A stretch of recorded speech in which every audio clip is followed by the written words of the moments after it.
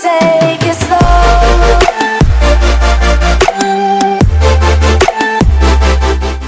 Hey what's up guys, this TK. और कैसे हो सब? आई होप बढ़िया होंगे। तो आज हम बात करने वाले हैं पिकअप प्रॉब्लम की। तो आपको थंबनेल और टाइटल देख के पता ही चल गया होगा कि हम किस बारे में बात करने वाले हैं। फिर भी मैं आपको एक बार बता देता हूँ। तो कुछ ऐसा प्रॉब्लम आ रहा था गाइस मेरे को डिज़ायर में।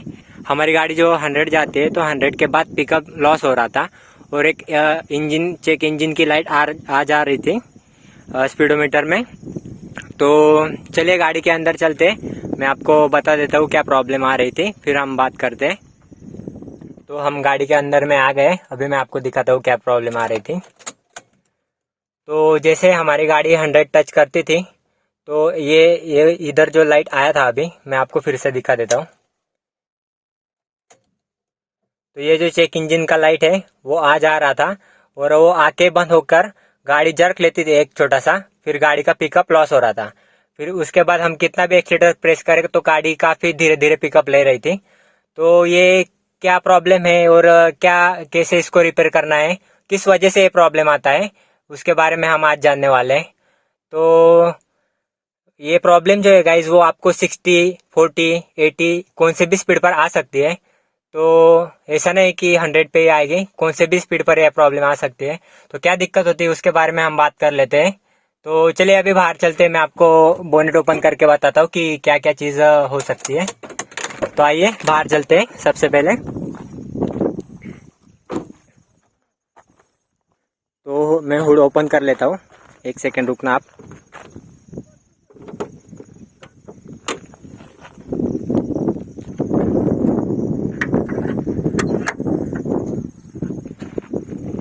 तो गाइस जो मेन प्रॉब्लम है वो हमें टर्बो में आती है।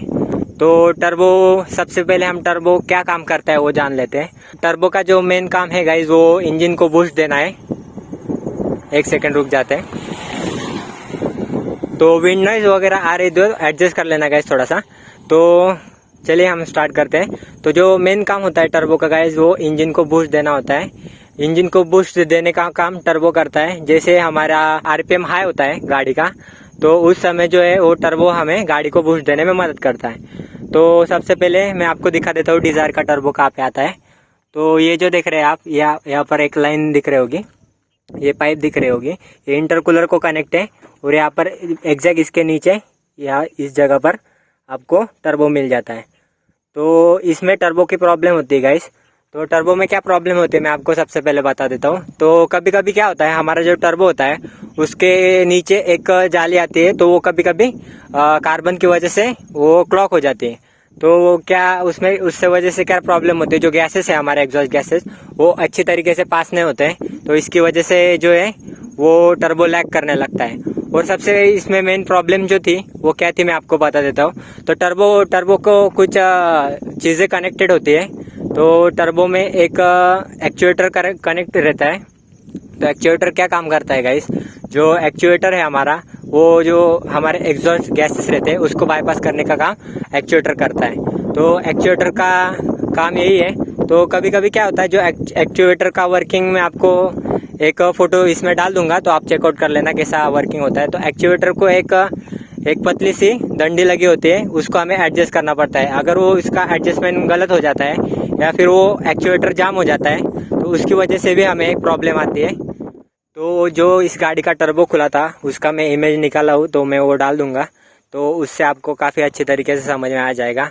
तो मेनली जो प्रॉब्लम है वो एक्चुएटर में आता है। एक्चुएटर का अगर जगह से वो एक्चुएटर हिल जाता है तो जो एक्चुएटर अच्छी तरीके से काम नहीं कर पाता है। उसकी वजह से क्या होता है, जो हमारा बाईपास वॉल है वो ओपन नहीं हो पाता है। इसकी वजह से पिकअप में दिक्कत आती है। और क्या क्या दिक्कत आ सकती है मैं आपको बता देता हूँ। सबसे मेन दिक्कत जो है वो आपको टर्बो की जाली क्लॉक हो जाती है, उसकी वजह से आती है। और एक्चुएटर मेन जो है उसमें एक्चुएटर का ही प्रॉब्लम होता है। तो और भी काफ़ी चीज़ें होती है गाइस, उसकी वजह से आपको टर्बो के सिवा उसके प्रॉब्लम आ सकता है। तो मैं आपको बता देता हूँ। ईजीआर जो रहता है गाइस उसका भी प्रॉब्लम आ सकता है। तो ईजीआर कहाँ रहता है मैं आपको दिखा देता हूँ, शायद आपको ऐसे दिख रहा होगा। तो ये देख सकते हो आप नीचे, यहाँ से शायद आपको दिख रहा होगा। तो ये जो है यहाँ पर जो मैंने उंगली रखी है, तो यहाँ पर काफ़ी नीचे है, वो आपको दिखाई नहीं देगा। यहाँ पर EGR होता है, तो आप EGR भी क्लीन करवा सकते हो गाड़ी का। EGR में क्या दिक्कत आती है गाइस, कि जो EGR वॉल रहता है वहाँ पर भी कार्बन जम जाते हैं, तो EGR वॉल भी काफ़ी अच्छे तरीके से ओपन नहीं हो सकता है, तो उसकी वजह से भी वो पिकअप में दिक्कत हो जाती है गाड़ी में। तो टर्बो की एक और बात मैं आपको बता देता हूँ। जो टर्बो के जो प्रोपेलर होते हैं ना, उसमें भी कभी कभी प्रॉब्लम आ जाती है, कभी कभी वो टूट जाते हैं, तो आपको टर्बो काफ़ी चेंज ही करवाना पड़ता है, वो रिपेयर नहीं होता है। तो और एक चीज़ रहती है, टर्बो को एक्चुएटर लगा होता है, तो उसको चलाने के लिए वैक्यूम मॉडरेटर भी लगा होता है। तो वैक्यूम मॉडरेटर का क्या काम है, जो हमारा एक्चुएटर है उसको ऑपरेट करने का काम वैक्यूम मॉडरेटर करता है, तो उसमें भी दिक्कत होती है, तो उसकी वजह से भी आपको दिक्कत हो सकती है। तो ये 2-3 चीज़ें थी, उसकी वजह से आपको दिक्कत होती है। तो मैं दिक्कत आपको फिर से एक बार बता देता हूँ। जो हमारी गाड़ी 100 जाती है, 100 के जैसे ही ऊपर जाती है, तो एक चेक इंजन का लाइट ऑन हो जाता है और आपकी गाड़ी एक छोटा सा जर्क लेती है और आपका गाड़ी का पिकअप छूट जाता है। तो ये प्रॉब्लम थी, और ये प्रॉब्लम आपको किसी भी स्पीड में आ सकती है, ऐसा नहीं कि 100 के ऊपर ही आएगी। तो आपकी गाड़ी पे डिपेंड करता है वो कैसा प्रॉब्लम है। और इसके अलावा भी गाड़ी में अलग अलग प्रॉब्लम रहती है, उसके ऊपर मैं वीडियो बाद में बनाऊंगा। तो अगर आपको ये वीडियो अच्छी लगी तो वीडियो को लाइक कीजिए, चैनल पे नए हो तो चैनल को सब्सक्राइब कीजिए। मैं मिलता हूँ आपको नेक्स्ट वीडियो में, तब तक के लिए बाय बाय।